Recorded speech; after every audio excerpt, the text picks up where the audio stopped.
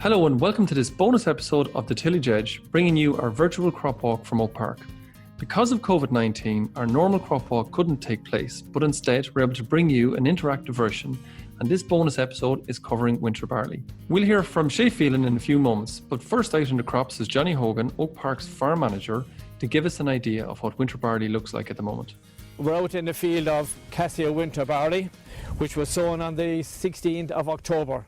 We have a very well established crop. We reckon in the region of over 900 tillers, so we're very happy with the establishment and with the crop. To date, it's an index 1 soil, so we've applied 180 kilograms of nitrogen in 2 splits, 60 in the first split and in early March, and then at Go Stage 31 a few weeks later we went out with our second split. So that's the nitrogen, a total of 180 kilos, which is 144 units per acre. And then we came out with our growth regulator on the 27th of April, which was 0 at a litre per hectare.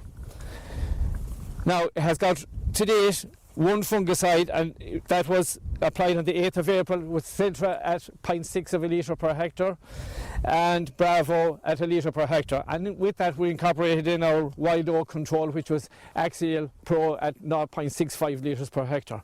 So overall, very happy with the crop. As you can see here, it's very well established, it's quite clean. So the situation is now, what the questions we ask are, the crop is almost at growth stage 49, so it's booting there up to 49. You can see a nod on appearing, but we also have some later tillers further down. So the real question is, when do we go now with our fungicide and what rate? The crop is quite clean. There's been very little disease pressure because we had a very dry April overall. So the question is, what rate and our timing for our fungicide.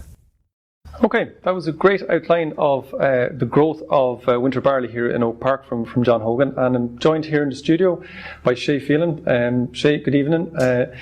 So Shay, there was 3 questions there that John kind of outlined. I suppose the first one we might deal them in as we go along. The first one is you're talking about smaller tillers down in the crop. How should he deal with those? Are they a worry? Yeah, so he's right, Michael, in terms of, if you look at what crops we're faced out there at the moment, they are slightly more uneven this year than you would normally like. So what I have here in front of me kind of is a representation of what we're actually seeing out in the field at the moment.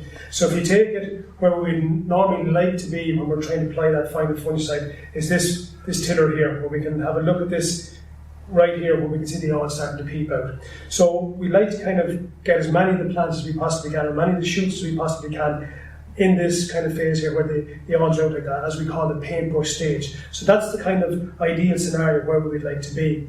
But this year we also have a number of other tillers, side tillers like these 2 here. As you can see in this here, there's no awns starting to appear yet, even though the flag leaf is fully out. But nonetheless, they're nearly there. And these tillers here are what we're seeing a lot of in the crop as well, where the flag leaf is only emerging here, and these are the side tillers. But from the point of view of what we're trying to achieve, these tillers here, these main tillers, are the ones that are going to give us most yield, so we try to protect these first and worry about these ones afterwards. This one over here is also kind of interesting from the point of view that in the trial work that we've done before in Oak Park, traditionally what we used to do is let the head come fully out and wait for the plant to actually flower. So as you can see here, this head here is actually starting to flower. But what we know from the timing trials that we've done over the last number of years is this is actually too late. This is not the ideal scenario here. We've probably lost yield by leaving the head to come fully out here. So ideally, we want as many tillers as we are shoots as we possibly can in this stage here, where the awns are about an inch and a half, maybe 2 inches out.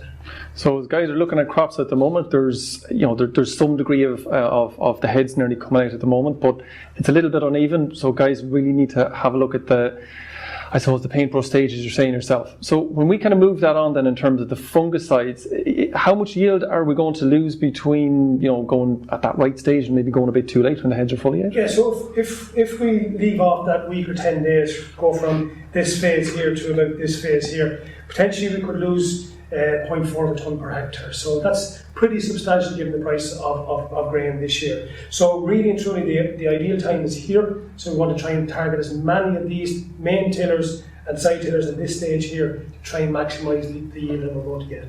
Okay, so when we're now going to maybe move into the fungicides, so what sort of fungicides are we going to have a look at? Is there mixes that are more ideal than straights, or what should guys be targeting? Yeah, well, the first thing guys should really do is get out of the crops. Obviously, they should know what variety is there, because quite often guys just, they're not terribly familiar with the variety. So you need to look and see what varieties are there first, and then you make your decision based on that. It's probably the first IPM technique that we have.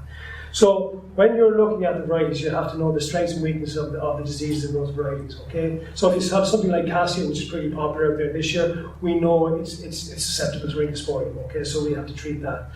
Likewise, with say like tower, which is susceptible to net blotch, so we need to treat that. But primarily, what we're trying to control at the moment is raminaria, because all the varieties are pretty much going to get raminaria.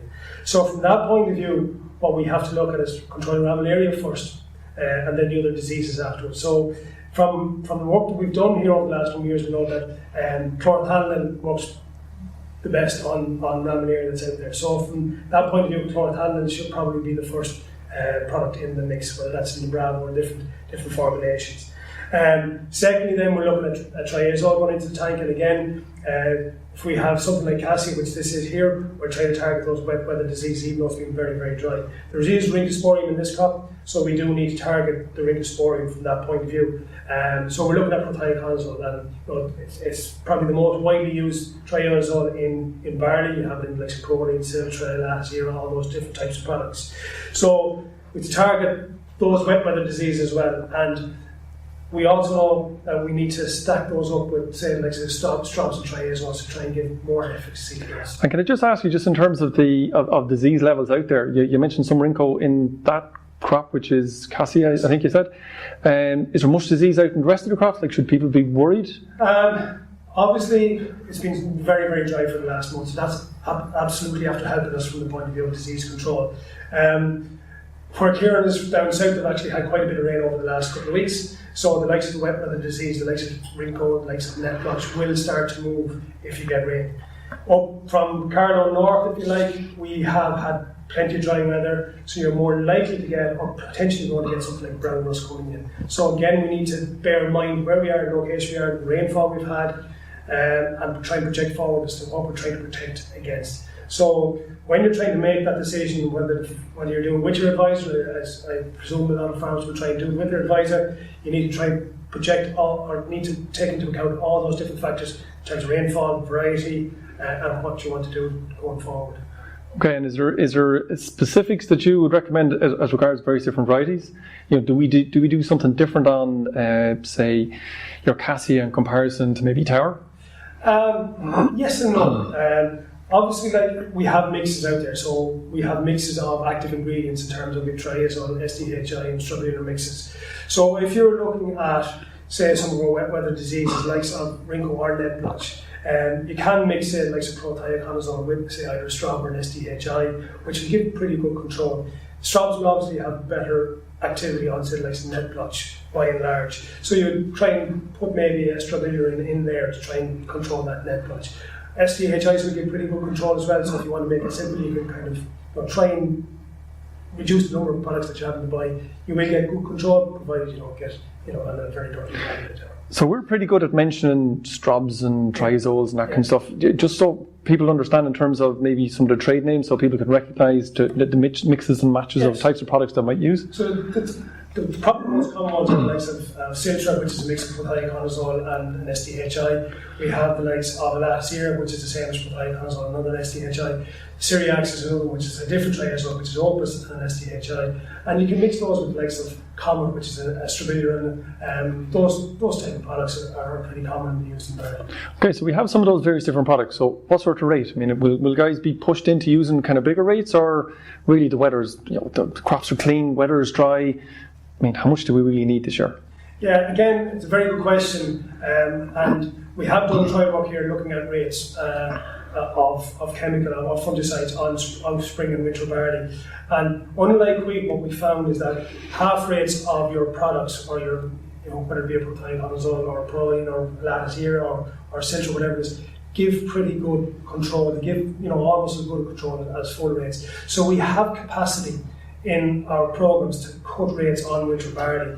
50% rates are generally what we recommend are quite good. With one exception in terms of ramularia. We do know we need to go with a litre of chlorothalonil to try and give us the best control we possibly can on ramularia. So the question in here, and the question is around brackling. How much fungicides do I need to control brackling, or does fungicides help in the control of brackling? They do, quite simply. Again, ramularia is one of the main diseases that we reckon is responsible for brackling in crops. So Bravo, from that point of view, or chlorothalonil, will give us quite good control on that. Some other products will also help against stem disease as well and keep those stems cleaner for longer, so that the longer we keep those stems clean, the less likely we are to get brackling. So, keep your rates. Half rates are still fine. We shouldn't be trying to put more than that out. Okay, another question coming in here, and anybody can send in a question whenever they like. Another question here, which is talking about awns. The awns are just about peeping and PGRs. Can I put in the PGR with the fungicide at the last timing? Ideally, I wouldn't. I probably wouldn't. But if you're in that situation, there are people out there, you're really limited to one product that you can kind of get away with, if you like, at that stage, and that's probably Ceron. So the other thing we just need to be careful of out there when we are putting in growth regulators at this stage, crops certainly from here north are under stress. PGRs will stress the crops even more, so we want to try and avoid that stress. That stress will manifest itself in ramularia more than likely later on. So we could be trying to solve one problem, but we could be causing another problem. So we just need to be careful with that. That's it for our bonus episode of the Tillage Edge, and my thanks to Shay Phelan and Johnny Hogan. And I'll be back with our normal weekly Tillage Edge podcasts for all your advice. And do look out for our further bonus episodes covering winter wheat and spring barley from our virtual crop walk. I'm Michael Hennessy, and thanks for listening.